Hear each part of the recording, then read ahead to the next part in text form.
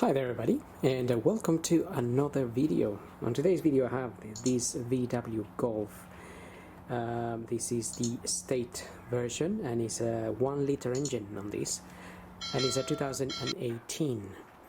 I'm gonna be changing the oil and the oil filter. My oil filter here is from VW. It's a metal filter, and where's the part number? So got the part number there, 04E115561H. Now this is a 1-liter version, as I said, 3 cylinders, but if you have a slightly different engine size or whatever, make sure you get the correct filter for your car. So not all filters are the same. Also I'm gonna show you the coolant level and antifreeze percentage, just to check. Now we're going into winter, we should have that in good conditions, and we're also going to top up some screen wash fluid. And another thing before I start, I struggled finding the oil capacity of this car a little bit, but eventually I found that I think it takes 4 liters. They recommend 0W30, 5W30 as well, so I'm going to be using 5W30 in this case scenario. But we can always monitor how much oil we're putting in via the dipstick. So we have our dipstick, it's measuring. If you look at your manual, it tells you when it's full, if it's overfilled or if it's too low. So that's what we're going to check anyway. So I'm going to put, when we fill in the oil, I'll probably start with 3 liters first and see where the dipstick is at, because I don't want to overfill it. That's just to make sure that it does take 4 liters, because if we overfill it, we can damage seals and whatnot and cause oil leaks in the engine in due course, obviously. So let's start with filling some screen wash fluid. You get your bonnet open and you look to the right here, you will find that tank. In that tank goes your screen wash fluid. And also, while I fill that in, just make sure you use the proper stuff, because if you just use pure water, it could freeze in winter, and then no fluid will come out to clean your windscreen when you are in the motorway. Alright, so that was fairly full, just had to add a little bit. So you can buy screen wash fluid ready mixed, or you can buy the concentrated version and mix it yourself. So the easiest thing, probably buy the ready mixed one and fill your tank, and then you'll be good to go. But like I said, if you put water, some people mix it with washing up liquid, fairy liquid, and other substances which can wash your windscreen, but also they haven't got the same properties as this fluid. They can freeze, or they become sometimes a little bit jelly or too foamy as well. Then too much foam on your windscreen and you can't see anything. So just things to avoid if you can. Now let's check the coolant. Now if your car has been running, be careful with when opening the coolant expansion tank, which is that one there. You don't want to burn yourself or cause any injury to yourself, so when you open that, do it slowly. Although those are made for safety, they can also fail, and if it fails, you can suffer severe burns. So let's check the levels, and let's check how much percentage of antifreeze is in there. So this car hasn't been running, it's cold, so I can open these safely.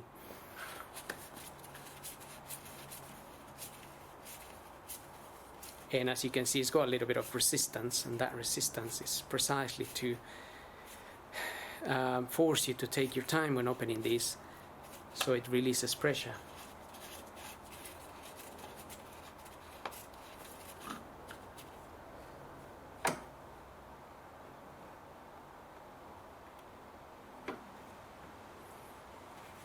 Now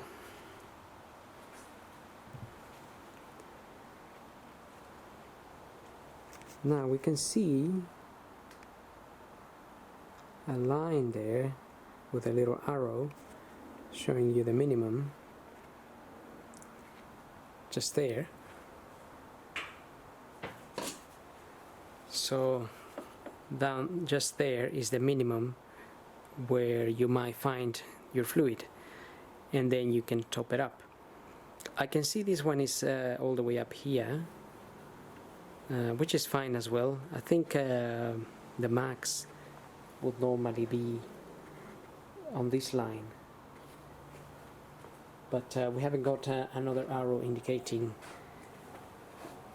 anything as such. But if you look at your manual, then you will find that you might find that this here is your max, even though this one is up a little bit. Maybe somebody topped it up a bit but went a little bit too far.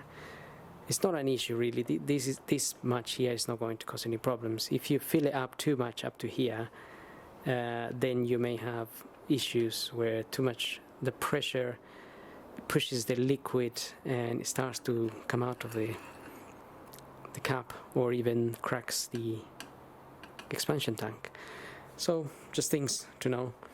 And now we're going to check the percentage of the antifreeze. So I'm going to use this tool here. This little gadget I have is quite an old one now. It just basically sucks antifreeze, and then it gives you a measurement of how much antifreeze is in it.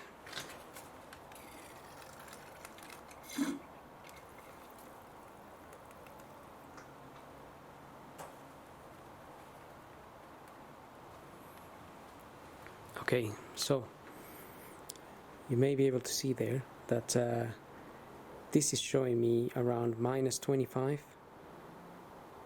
which means the temperature outside, this temperature will have to be minus 25 in order for this fluid to freeze. Or it's just a little bit less, about minus 24 maybe. But it will have to be minus 24 degrees for this to freeze. So that is a fairly good level.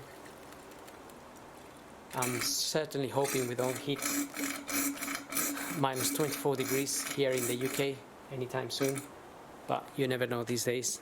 The world's going crazy, so if it's not climate, it's something else. As such, we can't really trust what we're doing anymore, but but for going into winter, minus 25 is a good level to start. If you find that you're, say, at minus 5 or not even getting any percentage there, then that means there's too much water, pure water, in your tank here. So you really want to maybe get to your mechanic or somebody that can get some antifreeze in the system. So they'll have to drain the system and top it up with a proper mix. If you found that you're at the minimum, you can top it up a little bit. With this gadget you can see more or less the color of the, even though on this tank is easier, you can see this is kind of a red-pink color antifreeze. And usually we use a G12 on this, but it's here actually, G13. It's written there. So the antifreeze you can use is G13. So you can buy yourself some G13 and top it up. Otherwise, if it's way too low, if there's nothing here, then we have a problem somewhere. Coolant is leaking, and that is not really a good situation. So could be leaking from the radiator or anywhere else.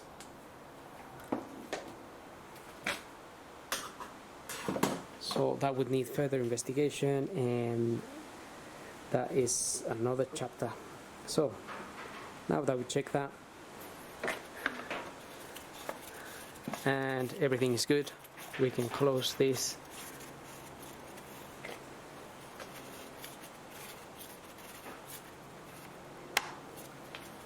And you will find it clicks once it's locked into position.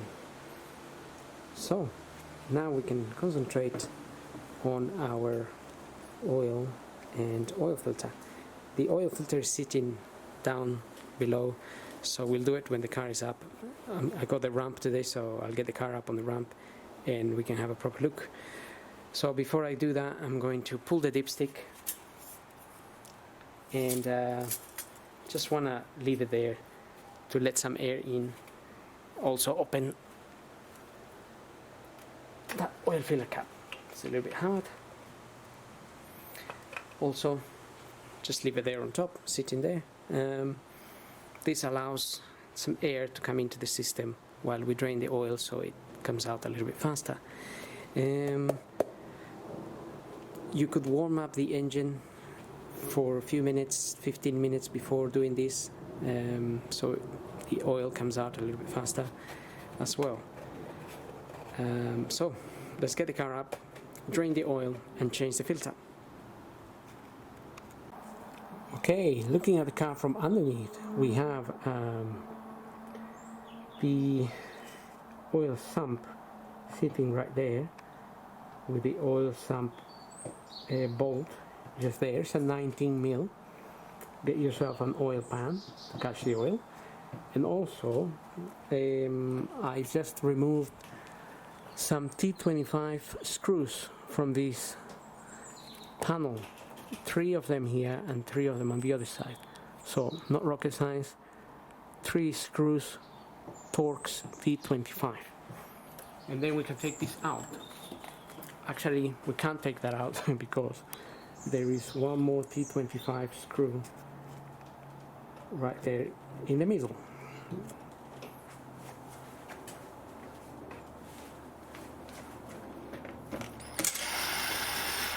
Right.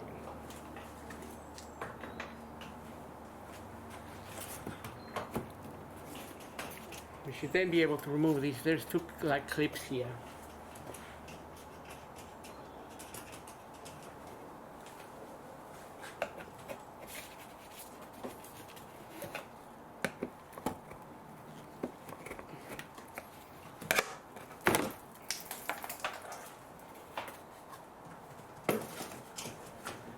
And with that cover out of the way, you can already see the oil filter as well.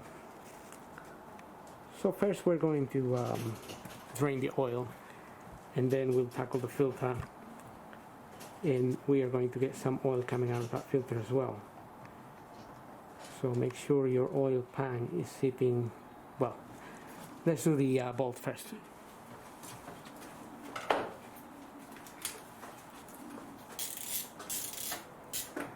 So like I said, 19mm.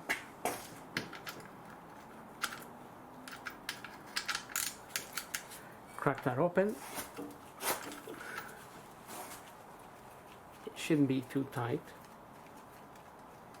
And there will be a washer there.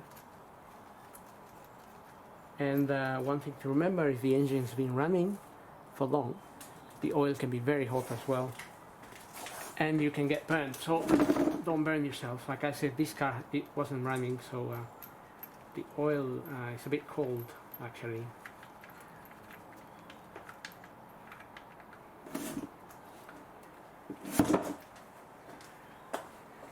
And to be fair, it's not that dirty either. It's fairly clean.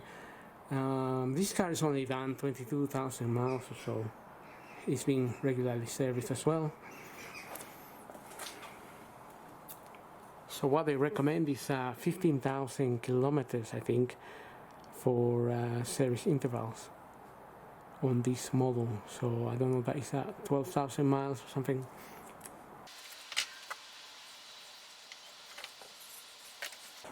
So we'll let that drain. In the meantime, we can remove our oil filter as well. So that's why just try to get your oil pan to go and fit under the area of the filter.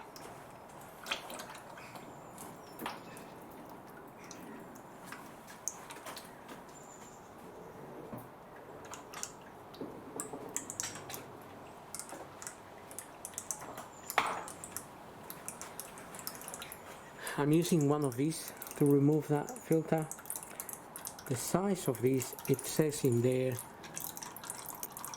7614. You can buy this anywhere, Amazon, eBay. Sometimes they come as a set, but they're not really expensive. So you can just find them there, like if you search for oil filter removal tool or socket, sometimes they're referred to as a socket. So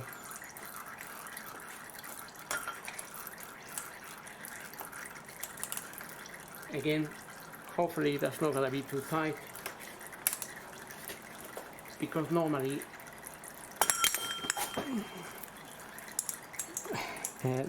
we hand tight those.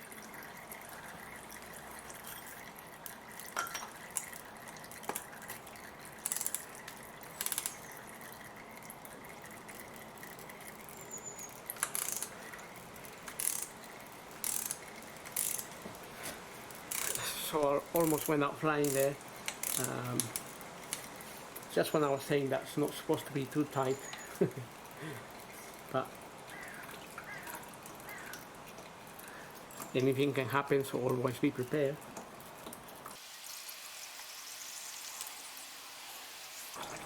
So you can see on the filter itself, it shows you how to install it. It says 20 newton meters, and normally we hand tight it, and that does the job. So while our oil finish draining out there, just gonna prepare the sun plug bolt here. This is the sun plug bolt and the filter. So on this filter I'm just going to put a little bit of grease around this O-ring. You can put a bit of oil or grease around the O-ring, so this way when you fit it back in, the rubber ring doesn't get caught or damaged in the process of screwing this on. So you can use a little bit of the oil that you're going to use for your engine. Also, this washer, you can replace it, but as it gets squashed, it gets a little bit hard to remove. So we need to sort of pull it out a little bit while you take it out.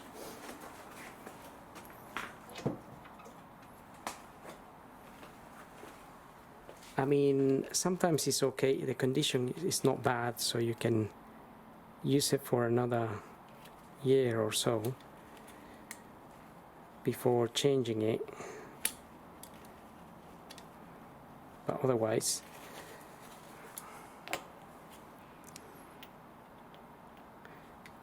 because you also need the correct size for it.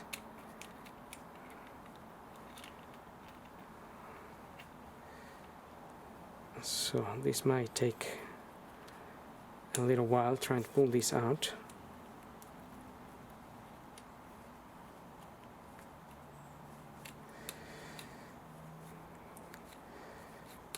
Once it catches the thread, it could possibly start turning out, or we may need to bend it a little bit so it catches the thread basically. Okay, so to be honest, I cut the little washer. I cut it with a sword because I couldn't get it out. So now that it's cut, should be able to just twist it or something, and it will come out. a little bit easier.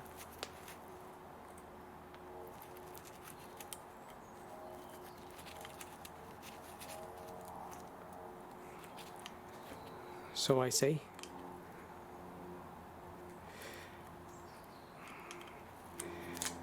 There we are. So we can fit a new one. Just fit a new copper washer in there, like so. And again, this copper washer will become a little bit squashed and create the seal that we need. But that's one of the reasons we change them every year, is because they get squashed, but they're not always badly damaged as such. They can, I many times reuse them, to be honest. Now the size of that particular washer, it's this one here, 14 by 20 by 1.5, the copper washer I'm using here. And now we have both things ready. We can go back to our sump here and fit things back.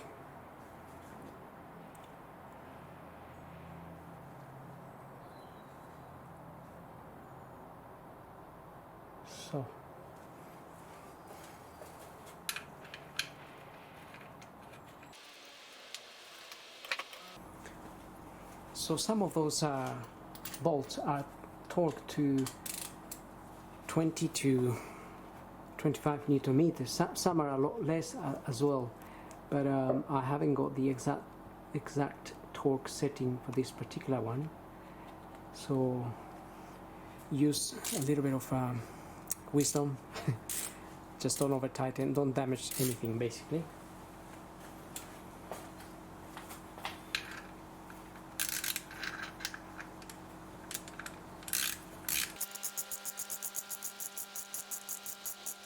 So what I normally do is once this is closed and I can't easily turn it anymore, so you have a good resistance like there, then I just press it another,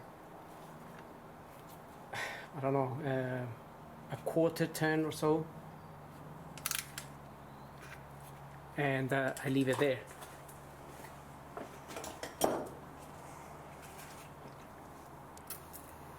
Clean the area. If you find a little bit of oil dripping from there, you can tighten it a little bit more, but it's better not to damage it by over tightening it. Now we can fit our filter as well.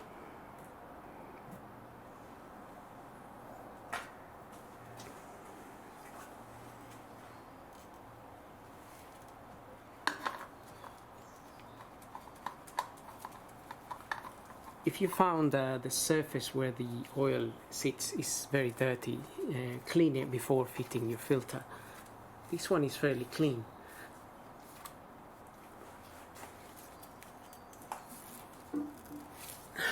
Okay, hand tight.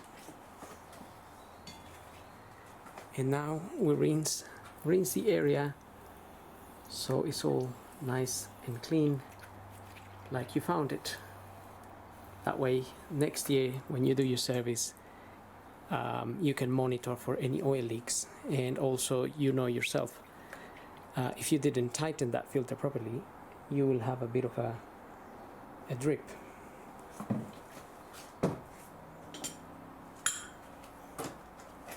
But just get it as tight as you can with your hand.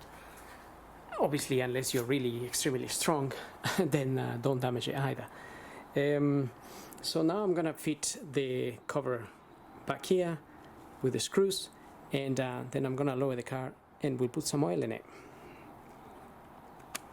So we're ready to top up some oil, and like I said, I'm gonna put 3 liters first and then take it from there so we don't overfill it.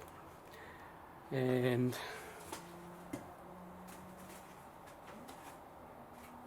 this particular one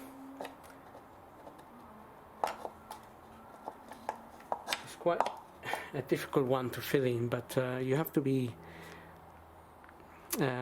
patient because it's got a metal plate in here, so when you're filling it, it tends to fill up and go over. So I'm gonna put in the 3 liters. You don't really need to see me putting 3 liters in there, and then we're gonna check the dipstick. Okay, I got 3 liters in there to be precise, and some in there as well. So we're gonna check the dipstick here, and we want to be somewhere around this area up here. So technically with 3 liters this should be somewhere down here really, if the car takes 4 liters.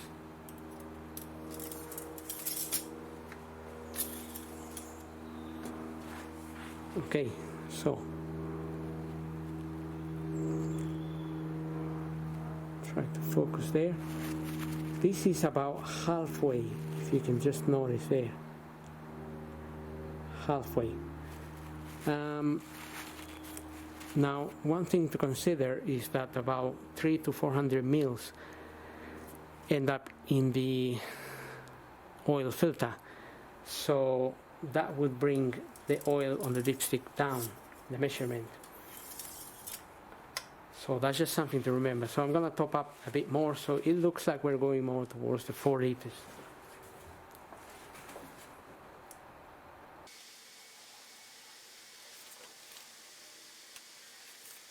I got 3.5 liters.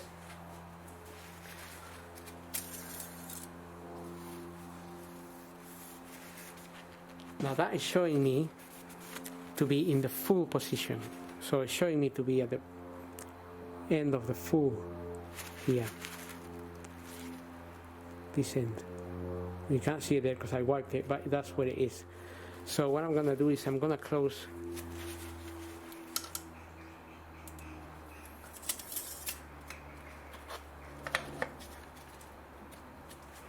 I'm gonna run the engine for 5 minutes and then let it settle for 5 minutes and check it again.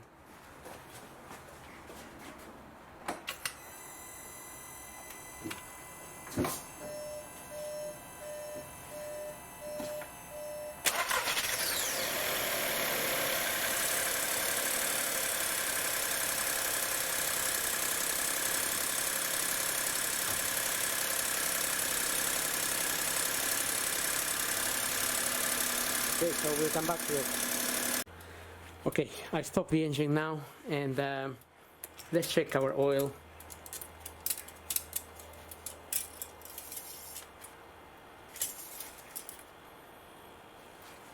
After running the engine, you might be able to see, if this can focus, the oil is gone down to half again. So the last time this was on half and I topped up half, I ended putting 3.5 liters. So if I put another half, it will bring me from this half to the full. So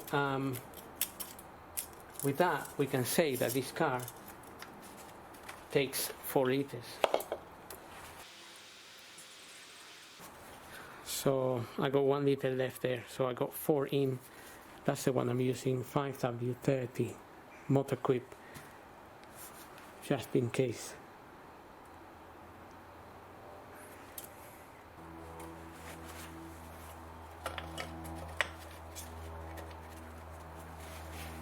Okay, now we can also reset the service interval if you have it on your dash, because I have it at the moment,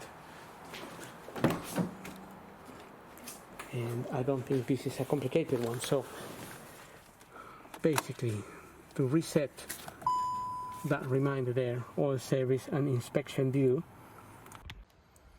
Okay, so to reset the oil service due, press and hold this button here in the middle and get the ignition on until reset oil service comes up, and then press it again, and then it says service interval reset, and that should have taken care of that. So we'll check this now. So now we have inspection due.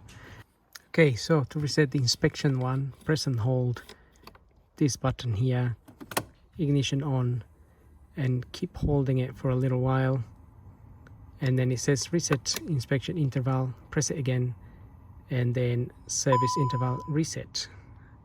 Now you'll see that message come up, but it will have reset the inspection, so you no longer get that message. So having said that, hope this video helps. Don't forget to subscribe, and we'll see you on the next video. Thank you for watching.